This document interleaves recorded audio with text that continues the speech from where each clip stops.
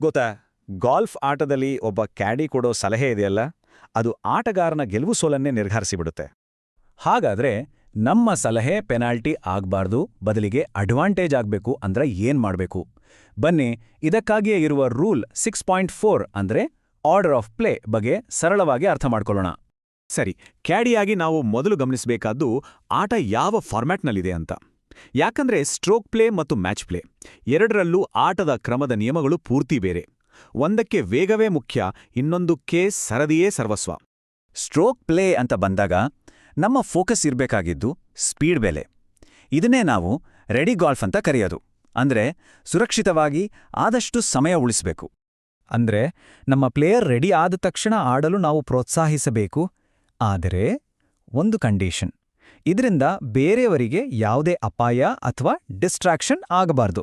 ಇದನ್ನ ನೋಡ್ಕೊಳ್ಳೋದು ನಮ್ಮ ಜವಾಬ್ದಾರಿ. ಇಲ್ಲಿ ಒಂದು ಇಂಟ್ರೆಸ್ಟಿಂಗ್ ವಿಷಯ ಅಂದ್ರೆ, ಸ್ಟ್ರೋಕ್ ಪ್ಲೇನಲ್ಲಿ ಸರದಿ ತಪ್ಪಿ ಆಡಿದ್ರೆ ಪೆನಾಲ್ಟಿ ಇಲ್ಲವೇ ಇಲ್ಲ. ಸರಿ, ಈಗ ಮ್ಯಾಚ್ ಪ್ಲೇ ಕಡೆಗೆ ಬರೋಣ. ಇಲ್ಲಿ ಪರಿಸ್ಥಿತಿ ಪೂರ್ತಿ ಉಲ್ಟಾ. ನಿಯಮಗಳು ಸಿಕ್ಕಾಪಟ್ಟೆ ಸ್ಟ್ರಿಕ್ಟು ಮತ್ತು ಇಲ್ಲಿ ನಮ್ಮ ಗೈಡೆನ್ಸ್ ಬಹಳಾನೇ ಮುಖ್ಯ ಆಗುತ್ತೆ. ಮ್ಯಾಚ್ ಪ್ಲೇಯ ಮೂಲಭೂತ ನಿಯಮ ತುಂಬ ಸಿಂಪಲ್.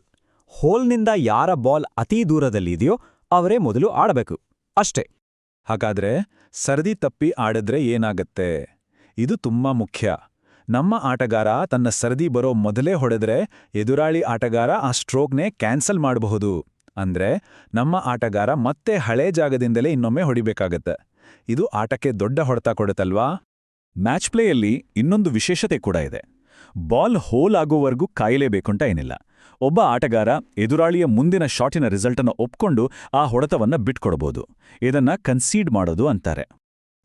ಸರಿ, ಇದೆಲ್ಲ ಯಾಕೆ ಹೇಳ್ತಿದ್ದೀನಿ ಅಂದ್ರೆ, ಇದು ಕ್ಯಾಡಿಗಳು ಅತಿ ಹೆಚ್ಚಾಗಿ ಮಾಡೋ ಒಂದು ದೊಡ್ಡ ತಪ್ಪಿಗೆ ಸಂಬಂಧಪಟ್ಟಿದ್ದು. ಯಾವಾಗ್ಲೂ ನೆನ್ಪಿಡಿ, ಮ್ಯಾಚ್ ಪ್ಲೇ ಆಡ್ಬೇಕಾದ್ರೆ ರೆಡಿ ಗಾಲ್ಫ್ ಅನ್ನೋ ಯೋಚನೆನೇ ತಲೆಯಲ್ಲಿ ಬರಬಾರ್ದು. ನಮ್ಮ ಪ್ಲೇಯರ್ ರೆಡಿ ಇದ್ರೂ ಕೂಡ ಸರದಿ ಅವರದ್ದಲ್ಲ ಅಂದ್ರೆ ಅವರಿಗೆ ವೇಟ್ ಮಾಡಿ ಅಂತ ಹೇಳೋದೊಂದೇ ಸರಿದಾರಿ. ಕ್ಯಾಡಿ ಜ್ಞಾಪನೆ: ವೃತ್ತಿಪರ ಕ್ಯಾಡಿ ಆಗಲು ಆಟದ ಮಾದರಿ, ಅದರ ಅರ್ಥ ಮತ್ತು ತಾಂತ್ರಿಕತೆಗಳನ್ನು ಸರಿಯಾಗಿ ತಿಳಿದುಕೊಳ್ಳಿ. ಮುಂದಿನ ಸಂಚಿಕೆಯಲ್ಲಿ ಸಿಗೋಣ.